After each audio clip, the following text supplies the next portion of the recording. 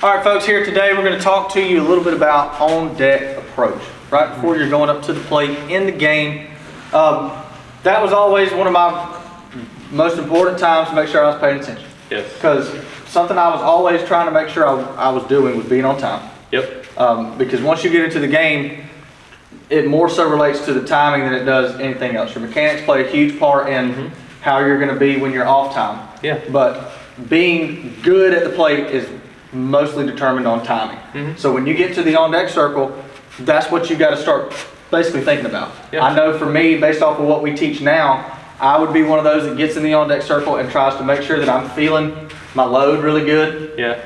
Feeling where that weight's getting put, making sure that I can start from the knee. Yes. But once I get that feeling down, I'm looking at the pitcher trying to get my timing down. Because I mean, he may be here to the plate, he may be slide stepping to the plate, whatever the case is, I've got to be prepared for whatever rhythm or timing I've got to produce so I can get my swing off and be in the zone at the right time. Oh yeah.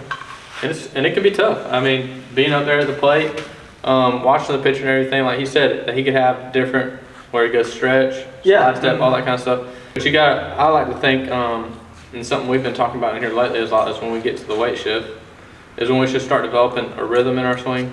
Something that if I were to put a stopwatch on the start, and then when you finish the stopping point of your swing, it should be within milliseconds of each other. It shouldn't be where I start you and then it takes me 2 or 3 seconds here, a second here. Right, this swing was a second, this swing was 3, My rhythm as far as my load to fire is changing. So when I get in a game, it's going to be tough for me to be on time on a pitch when my rhythm and timing is not necessarily on. It's different every time and I can't really pinpoint what it's going to be like.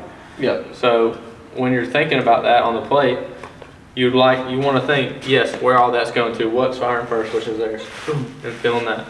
That's got to be number one. But after that, Jonathan emphasizes, you got to watch the pitcher. You got to really think here with that little rhythm I have in my head of what I did weight shift. 1, 2, okay?